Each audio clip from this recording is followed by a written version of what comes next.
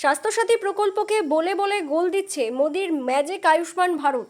রাজ্যে পালাবদলের পর যখন আয়ুষ্মান ভারত প্রকল্পের নাম লেখানো শুরু হয়েছে, সেই সময় প্রকল্পের কাউন্টারে ভিড় দেখে এমনটাই বলতে শোনা গেল রাজ্যের উচ্চশিক্ষামন্ত্রী জগন্নাথ চট্টোপাধ্যায়কে।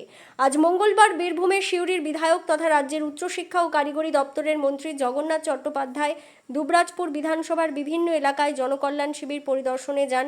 সেখানে তিনি স্বাস্থ্যসাথী ও আয়ুষ্মান ভারত প্রকল্পের পার্থক্য তুলে ধরেন। তার কথায়, স্বাস্থ্যসাথী প্রকল্প নিয়ে এত চেঁচামেচি, কিন্তু তার সুবিধা সামান্য কিছু এলাকার মধ্যে সীমাবদ্ধ। সেই জায়গায় আয়ুষ্মান ভারত প্রকল্পে ভারতবর্ষের যে কোনো জায়গায় সুবিধা পাবেন সাধারণ মানুষেরা, যে কারণেই এত ভিড়।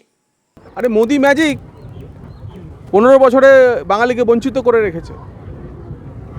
স্বাস্থ্যসাথী বলা হতো, স্বাস্থ্যসাথীর কতটুকু জায়গার মধ্যে পাওয়া যেত? শুধুমাত্র পশ্চিমবঙ্গ। আপনি যদি দিল্লি এমসে দেখাতে চান, আপনি যদি ভেলোরে যান, আপনি যদি কর্ণাটকে দেখাতে চান, ব্যাঙ্গালোরে যান, হায়দ্রাবাদে যান, তো আপনাকে আয়ুষ্মান ভারতে নিতে হবে, যেখানে সারা ভারতবর্ষের যে কোনো হাসপাতালে থেকে আপনি চিকিৎসা করাতে পারেন। এই যে 50 লক্ষ পরিযায়ী শ্রমিক বাইরে থাকে, তারা কেউ স্বাস্থ্যসাথীর সুবিধা পায়?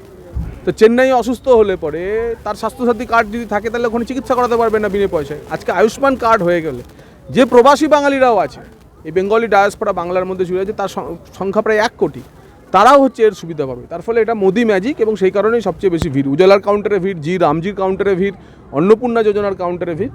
এতেই বোঝা যাচ্ছে যে মানুষ যে স্বপ্ন নিয়ে এই সরকারকে এনেছে, আমরা ধীরে ধীরে মানুষের কাছে তা প্রত্যাশা পূরণ করার জন্য, মাত্র তো 1 মাস বয়স হয়েছে, এই সরকারের এখনো আতুর কাটেনি, তো আমরা সেটা নিয়ে আস্তে আস্তে এগোচ্ছি। বীরভূমের দুবরাজপুর থেকে লালটু মুখার্জির প্রতিবেদন, বীরভূম রার বাংলা।